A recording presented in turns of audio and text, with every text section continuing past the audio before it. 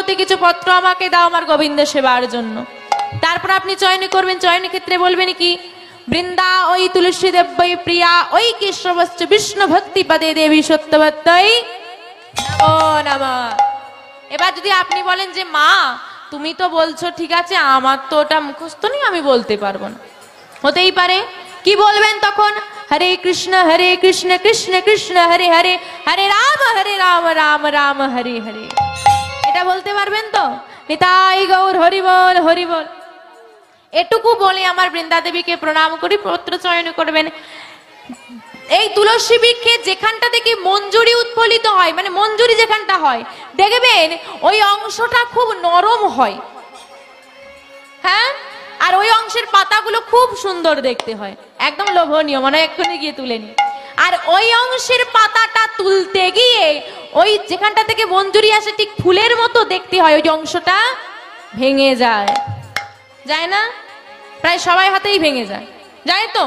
মনে রাখবেন মা, ওই অংশটা জানতে অজান্তে যদি কোনোভাবে ভেঙে যায়, শত জন্মের পাপ আমাদের মাথায় নিতে হয়নি। তাই গৌর হরি বল হরি বল হরি বল হরি বল। তাই লক্ষ্য রাখবেন মা, দরকার পড়লে অসাবধানতা ভেঙে যেতেই পারে, খুব নরম অংশ, ওইখানটা দয়া করলে তুলবেন না, একটু নিচ থেকে তুলবেন, ডালে ধরবেন, পাতা চয়ন করবেন, দেখবেন ওই মঞ্জুরি যেখানটায় আসে ওই কোঁকের অংশটা যেন ভেঙে না যায়। তাহলে আজকে আমার সখীগণ ডালে ধরে পুষ্প চয়ন করছে কেমন ভাবে? ডালে ধরে ফুল তুলিতে লাগে, ডালে ধরে ফুল তুলিতে লাগিল, ডালে ধরে ফুল তুলিতে লাগিল, ডালে ধরে ফুল তুলিতে লাগিল।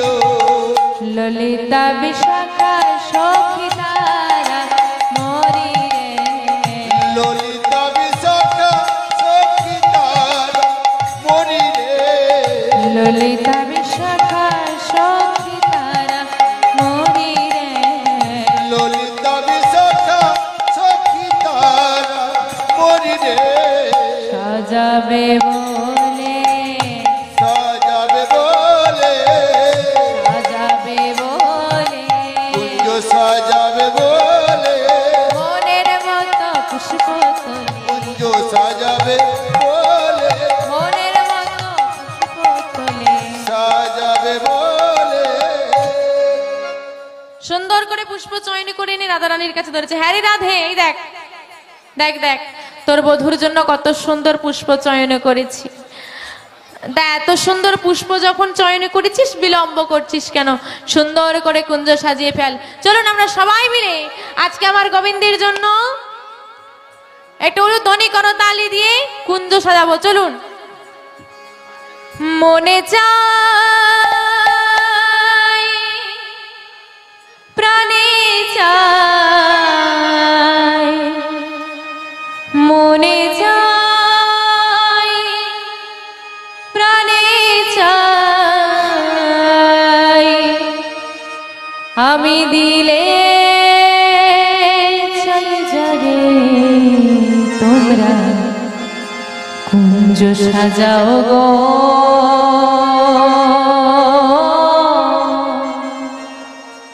আজ আমার প্রাণনা আসিতে পারে তোমরা কুঞ্জ সাজাও গো, আজ আমার প্রাণরা আসিতে পারে তোমরা। হরি বল হরি বল। আজ আমার প্রাণরা আসিতে পারে, মনে চাই প্রাণে চাই, মনে চাই প্রাণে চাই, দিলে চাই তারে তোমরা। নিতাই গৌর হরি বল হরি বল।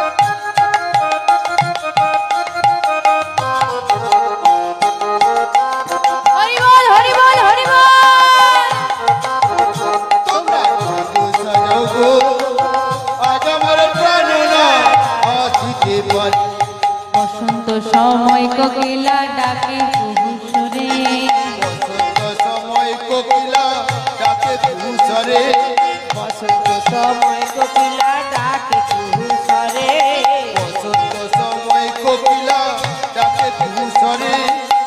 যৌবন বসন্ত আজি, যৌবন বসন্ত আজি, রইতে নারী ঘরে তোমরা কুঞ্জ সাজাও গো হরি বল হরি বল হরি বল। আসিতে পারে তোমরা কুঞ্জ সাজাও গো, আজ আমার প্রাণনা আসিতে পারে।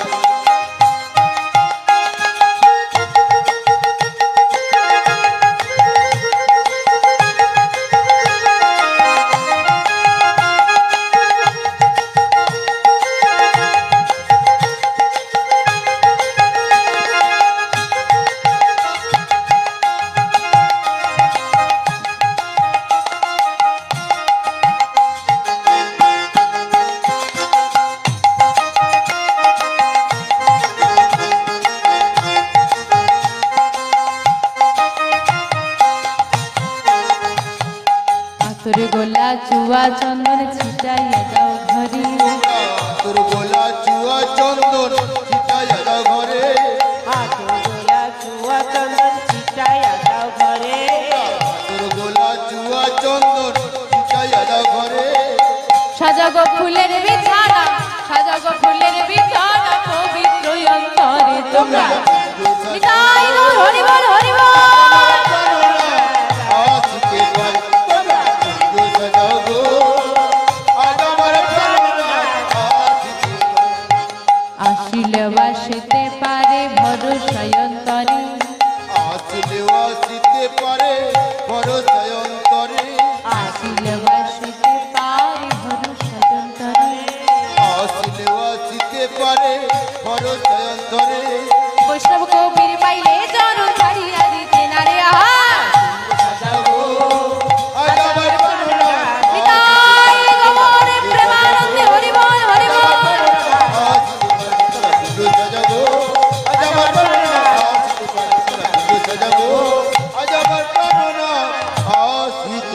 পারে। সবাই মিলে সুন্দর করে কুঞ্জ সাজিয়ে মা বিনোদিনীর কাছে এসে দাঁড়ালেন। এই বিনোদিনী, বিনোদিনী কি হয়েছে সখী? এই দেখ তোর বধূ আসবে, হ্যাঁ, তোর আনন্দ হবে, হ্যাঁ, তোর মিলন হবে, হ্যাঁ, কিন্তু বিনোদিনী রে, তোর বধূ আসবে, তোর মিলন হবে, আমরা ফুল তুলেছি, আমরা কুঞ্জ সাজি, কিন্তু তুই কি করেছিস? আজকে আমার বিনোদিনীর যে প্রাণবধূ আসবে, বিনোদিনীর কাছে প্রশ্ন, বিনোদিনী তুই কি করেছিস? বিনোদিনী বলছে আমি কি করেছি জানিস? কি করেছিস? ওমা, আজকে আমার বধূর জন্য বিনোদিনী কি করেছে দেখুন। বিনোদিনী বলছি আমি বধূর লাগিয়া সে জমি ছাইনো গাঁথিনো ফুলের মালা, আমি বধুর লাগিয়া সে জমি চাইনু কাথিনু ফুলের মালা। আমি বধুর লাগিয়া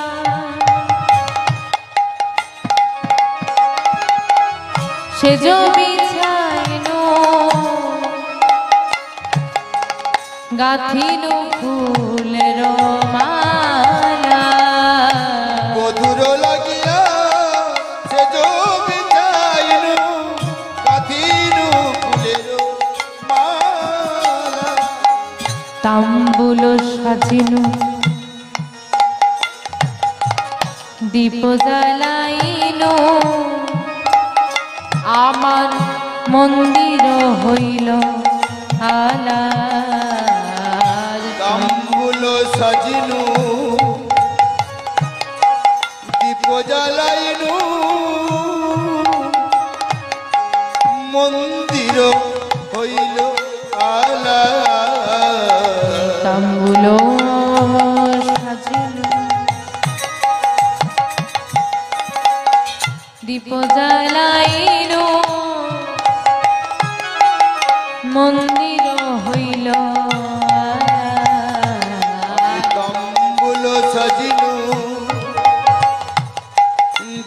জ্বালাইনু আমার মন্দির হইল আলা যতন করে মালা গেথেছি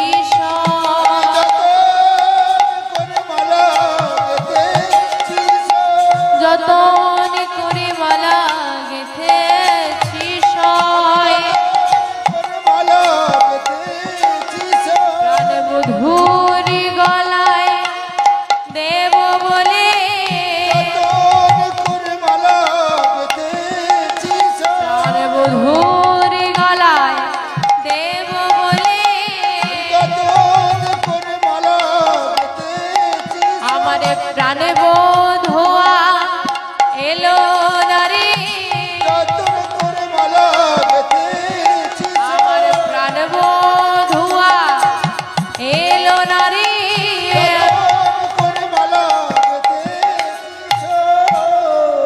প্রাণ গোবিন্দের জন্য সেবার বস্তু সাজিয়ে মালা গেঁথে আশাপতি নয়ন দিয়ে রাধারানী বসিয়ে আছে আমার প্রাণবধূ আসবে আমার প্রাণবধূ আসবে আমি তার সেবা দেব আজকে আমাদের মিলন হবে দেখতে দেখতে মা গধূলি বেলা এসে গেল অর্থাৎ যে সময় গাভীগণ বাড়ি ফেরে অর্থাৎ সন্ধ্যার একটু আগের মুহূর্তকে বলে গধূলি এইবার সেই সময় সবাই বাড়ি ফিরে যাচ্ছে সেই সময় গোবিন্দ আমার কি করেছি যথাসময়ী সখাগণকে ত্যাগ করে নবলক্ষ ধেনু ত্যাগ করে আমার রাধারানীর কুঞ্জের দিকে যাচ্ছে আর রাধারানীর কুঞ্জে যেতে হলে মা পথে আর একটা রমণীর কুঞ্জ পড়বে এই রমণীটার নাম কি হ্যাঁ বাহ চন্দ্রাবলী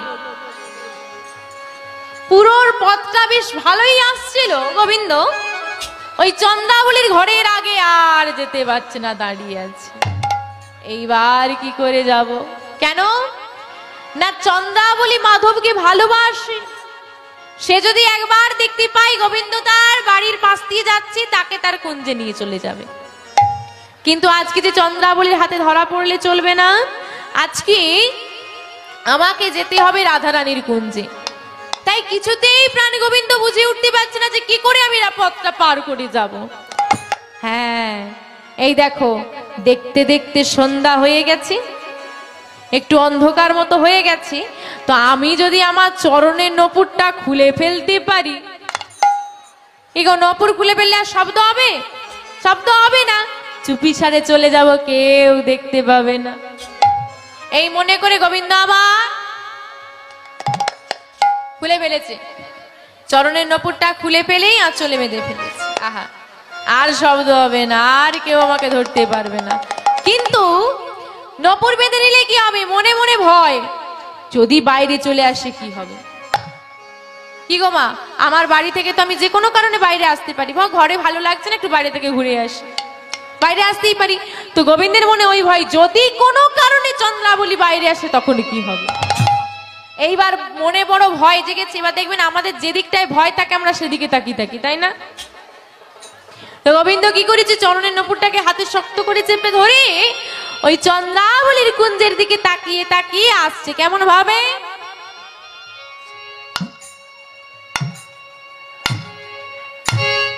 আর মা বলুন তো আমি যদি উল্টো দিকে তাকিয়ে যাই পথে যদি বা সামনে যদি কেউ থাকে দেখতে পাবো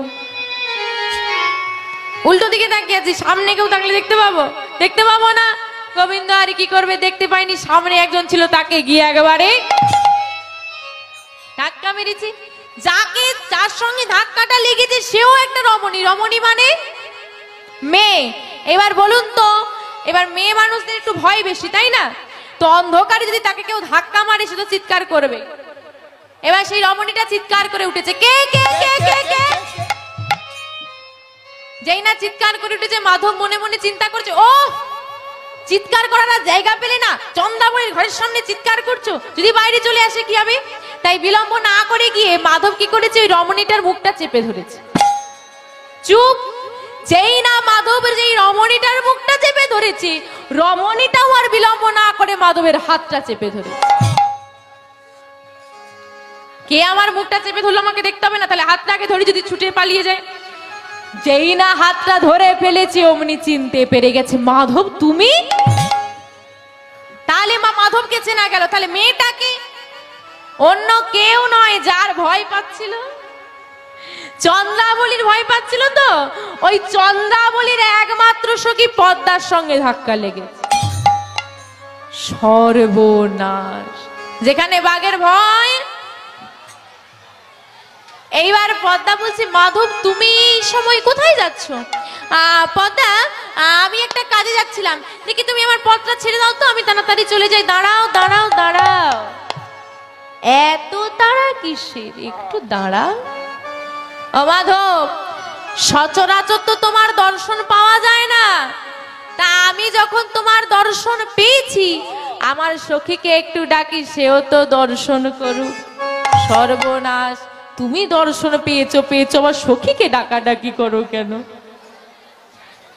না না, বিলম্ব করব না, সখী আসবে, তোমাকে একটু দর্শন করবে আর তুমি চলে যাবে। পদ্মা তো বলছে দর্শন করবে চলে যাবে, কিন্তু আমি তো জানি সে আমাকে ধরে রাখবে। এবার মাধব বলছে, দেখো পদ্মা, আমি তোমাদের কুঞ্জে একদিন আসবো, তোমাদের মনোবাসনা পূর্ণ করব, আজকে আমাকে ছেড়ে দাও। কিন্তু পদ্মা আর কিছুতেই ছাড়ছে না, কারণ বাবা ওই যে ছেড়ে দিলে সোনার গৌর আর পাওয়া যায় না, আর মাধবকে একবার ছেড়ে দিলে আর পাওয়া মুশকিল আছে। তাই হাতটা ধরে রেখেছি, কিছুতেই ছাড়া, গোবিন্দ ছটপট করছে, ছাড়ানোর চেষ্টা করছে, কিন্তু পদ্মা যে ধরে রেখেছে। পদ্মা তাই বিলম্ব না করে যখন দেখছে প্রাণনাথ খুব ছটপট করছে, চিৎকার করে ডাক দিচ্ছে, চন্দ্রা